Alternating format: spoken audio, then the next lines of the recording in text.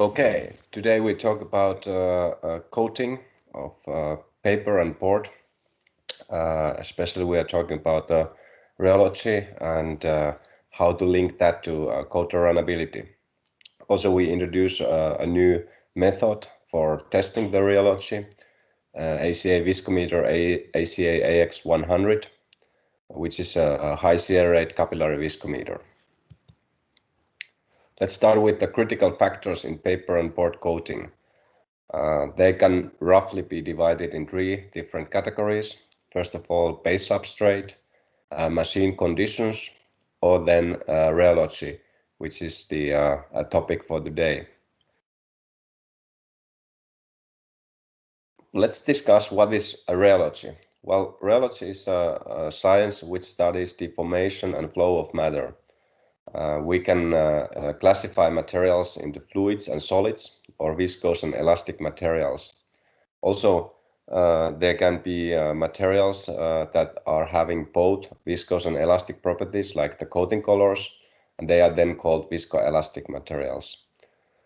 Basic idea of the rheology is to study of the applied stress and what kind of a rise it gives to deformation or flow. And as you see here, we have different examples of materials: water as an ideal viscous liquid, hair shampoo as a viscoelastic liquid, hand cream as a viscoelastic solid, and finally Eiffel Tower as an ideal elastic solid made of metal. So rheology is studying how the applied stress will cause a deformation or flow of these kind of materials. When we are talking about the viscosity, it's important part of the rheology. Basically, it measures the resistance to flow. So, in other words, the energy loss when the stress is applied. The viscosity of most materials, including all the coating colors, is depending on shear rate. And viscosity curve can be shear thickening, Newtonian, which means flat. There is no effect on shear rate on viscosity, or shear thinning, which is very typical for coating color. And different factors are governing the viscosity at low and high shear rates. This is very important aspect to understand. So at low shear rates, the viscosity is structural, and at high shear rates, the viscosity is non-structural. Let's have a look more in details on this structural and non-structural viscosity. So first of all, if we start with the very low shear rates, we create structures in them. Basically, in the coating colors, the thickeners are exactly responsible for creating those structures. So there we change the surface chemistry of the materials, and because of the surface chemistry interaction, we create structures between materials, pigments, particles, and latex and different kind of particles that are present in the coating color.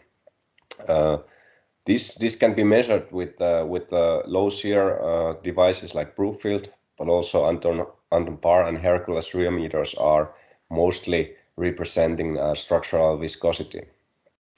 Then when we are increasing the shear rate, the structures are breaking down and viscosity decreases. So this means that we have a very shear thinning viscosity curve.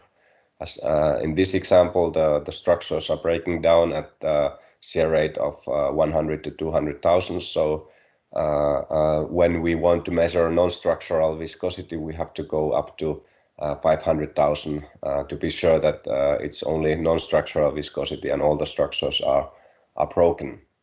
And there in the non-structural area, the hydrodynamics are then dominating factors. We have particle size of the coating components, distribution of particle size, shape of the particles, solids fraction, etc., that are actually then defining the viscosity at non-structural area. And this can be measured basically only with the capillary viscometer, because the shear rate needs to be so high that all the structures are broken. And with capillary viscometer, you can reach shear rates up to 1 million, and it's a very good tool to measure non-structural viscosity. We have a dotted blue line here, which indicates the ACA viscosity, which is measured at 500,000 shear rate. Now, if we look at the coating process and the shear rates, we see that in the chemical factors that are dominating at low shear area, pumping and mixing are typical process parts of the coating process that are present in the low shear area. So when you are willing to test the pumpability of your coating color, low shear Viscometer is an ideal tool for that. However, if you want to look at the runnability aspects, you have to go to the hydrodynamic area, non-structural area. That means that the application itself, and especially the metering step, where you are defining your final coat weight, this is a process step where the shear rates are very high, extremely high, up to 10 millions, and therefore runnability measurements should be done at very high shear rates when linking rheology and runnability together. We have here a practical example where Brookfield viscosity was measured and correlated to plate load. We see that there is no correlation to plate load and Brookfield viscosity because shear rate is about 10,000 times lower than the real shear rate under plate. So there is no correlation between Brookfield viscosity and plate load. However, if we measure the non-structural viscosity at 500,000, we see almost perfect correlation between viscosity and plate load. So non-structural or hydrodynamic viscosity and plate load shows very good correlation, and shear rate area is correct. So you are on the right area in terms of correlating rheology and runnability. Another example of this, when you have a good correlation between your plate load and high shear viscosity, you can monitor continuously your coating colors, even standard coating colors. Here we have a customer who has been testing 3 months the standard coating colors, and this so-called rheology management allows them to build up upper and bottom limit for ACA viscosity, which is 45 to 55, and then plate lines are present when the viscosity is going to be increased. So it's very good tool to have a quality control for the standard coating color and understand how much fluctuations you have in terms of high shear viscosity and be on the right side all the time. So this is an example from a real industry.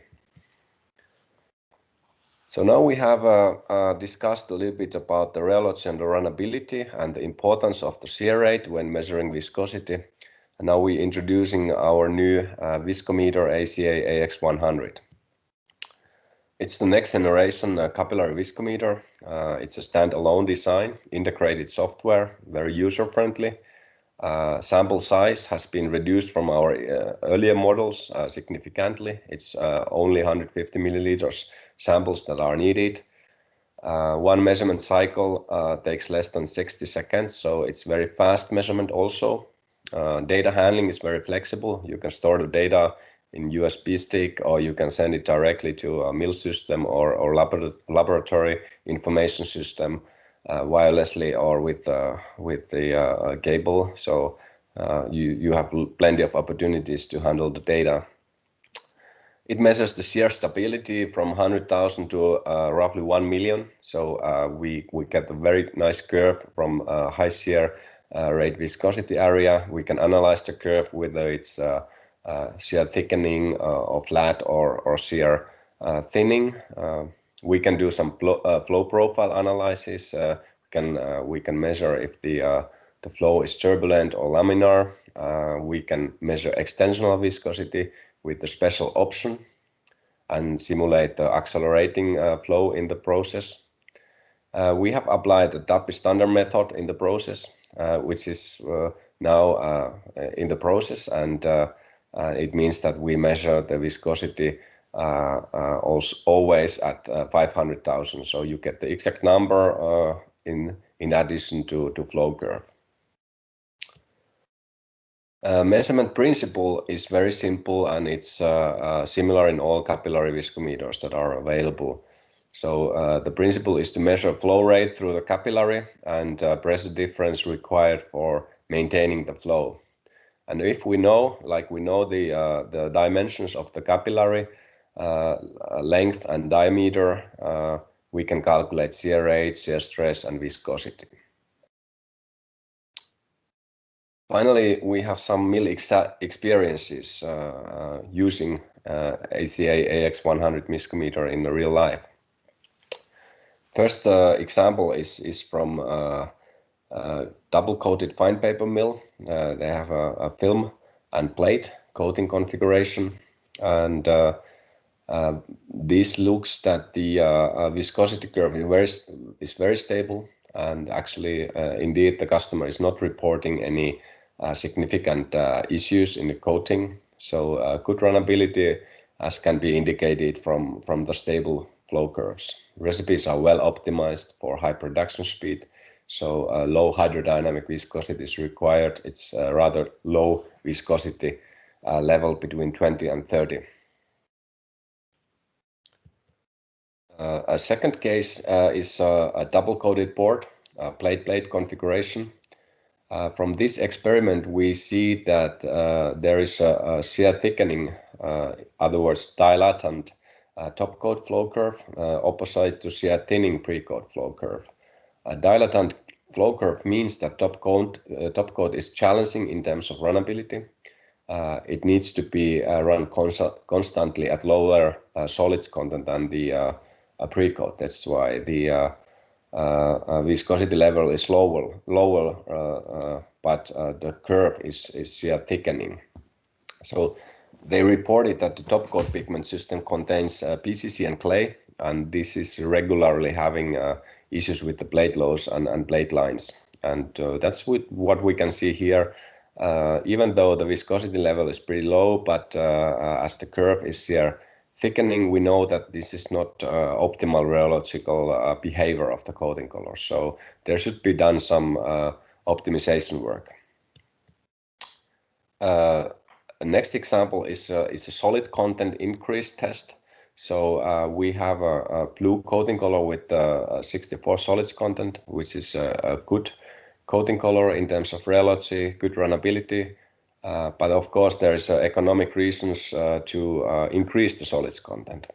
So at this example, the test was done to increase the solids content 70% and see what happens to the flow curve. And as you can see, the flow curve turns out to be dilatant, and the viscosity level has increased significantly. We can conclude that in reality 70% is not runnable, and the maximum solids content of this formulation is somewhere between 64 or 70%. Flow curve analysis can be used to optimize solids content at the coater. So you can always look where are your limits in terms of rheology, and then identify the maximum solids content that is possible to achieve without having rheological or runnability problems. Final example is a curtain coating color, where we have used our extensional viscosity option, and now we are studying the effect of accelerating flow on viscosity, and we use a so-called Euler number to define the extensional properties of the coating colors. So the accelerating flow is present, for example, in impingement region at the curtain coaters when the falling curtain hits the high-speed web. Curtain coating color recipes require extensional properties, and the extensional viscosity level needs to be controlled for stable quality.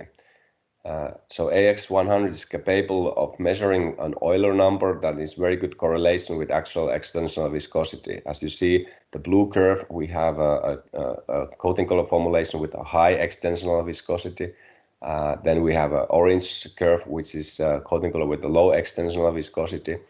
In this case, the extensional viscosity is created by the long polymer chain of the polymer that is used. So this is something that we can see from the measurement that we can influence the extensional viscosity. That was all for today. Thank you, and hopefully you learned something. Thanks.